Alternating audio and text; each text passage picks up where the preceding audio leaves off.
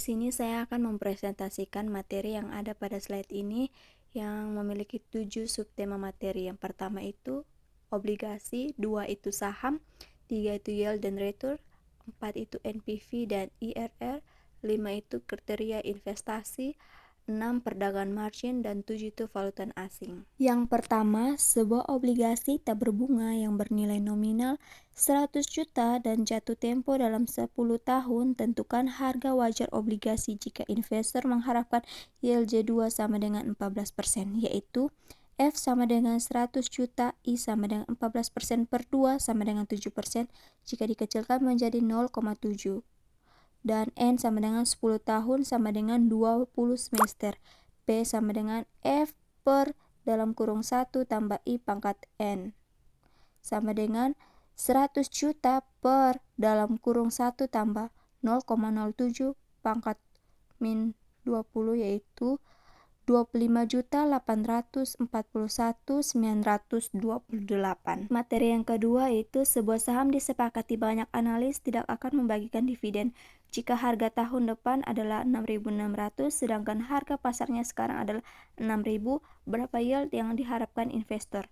Yaitu PN sama dengan 6.600, N sama dengan 1, K sama dengan akar pangkat N, PN per PO kurang 1 sama dengan akar 6.600 per 6.000 dikurang 1.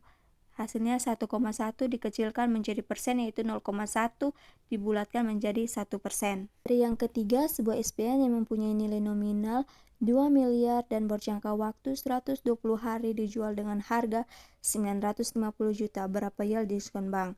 Yaitu D sama dengan 2 miliar dikurang dengan 950 juta, yaitu 750 juta.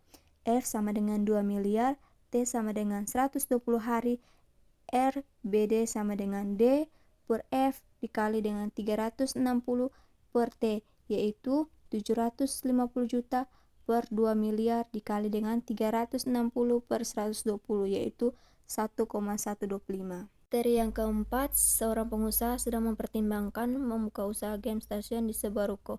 Harga ruko komputer, jaringan, dan semua perlengkapan yang diperlukan untuk investasi ini adalah 200 juta. Sementara itu, kas bersih yang dapat diperoleh dari usaha ini adalah 4 juta per bulan terus menerus. Jika return yang digunakan adalah 12 PI, hitungan NPV usaha ini ditentukan apakah proyek ini sebaiknya diterima atau ditolak.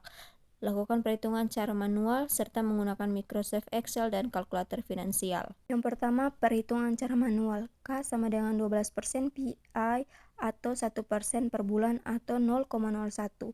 C V1 sama dengan A sama dengan 4 juta per bulan. I 0 sama dengan 200 juta. PV sama dengan CFI per K. NPV sama dengan PV kurang IO sama dengan A per K dikurang IO sama dengan 4 juta per 0,01 dikurang dengan 200 juta sama dengan 200 juta. Karena NPV lebih besar dari 0, yaitu proyek diterima. Selanjutnya menggunakan hitungan Microsoft Excel. Teman-teman bisa lihat pada tabel di sini. Dan yang ketiga itu hitungan menggunakan kalkulator finansial. Perhitungan PV menggunakan kalkulator finansial dengan memasukkan variabel, yaitu teman-teman bisa lihat pada variabel di bawah sini. Dan hasil menggunakan kalkulator finansial yaitu NPV sama dengan dalam kurung min 400 juta tutup kurung ditambah dengan min 200 juta sama dengan 200 juta. Baik, pada materi yang kelima, sebuah proyek investasi membuka kafe baru membutuhkan investasi awal yaitu 400 juta dan mampu menghasilkan arus kas bersih 5 juta per bulan. Jika investor mengharapkan return C12 sama dengan 12%, tentukan apakah proyek ini diterima dengan menggunakan kriteria indeks probabilitas. Jawaban yaitu K sama dengan 12% PI atau 1% per bulan sama dengan 0,01. CV1 sama dengan A sama dengan 5 juta per bulan. IO sama dengan 400 juta. IP sama dengan PV per IO sama dengan CV1 per K per IO. Yang dimana 5 juta per 0,01 per 400 juta sama dengan 500 juta per 400 juta. Yang dimana 1,25 lebih besar dari 1. Proyek diterima. Baik, pada materi yang keenam, Evelyn memborong beberapa saham dengan fasilitas margin berbunga 1,5% per bulan. Total pembelian dilakukan setelah memperhitungkan biaya transaksi adalah 200 juta. Jika beberapa hari setelah itu nilai portofolionya turun menjadi 96 juta, hitunglah rasio hutangnya. Jadi, portofolio saham yaitu 96 juta, utang 50 juta, ekuitas 46 juta. Jadi, rasio hutang yaitu total hutang per total portofolio, yang dimana 50 juta per 96 juta dibawa ke persen yaitu 52,08%. Pada materi yang terakhir, sebuah bank menjual yen Jepang pada harga 128 dan membelinya pada harga 122.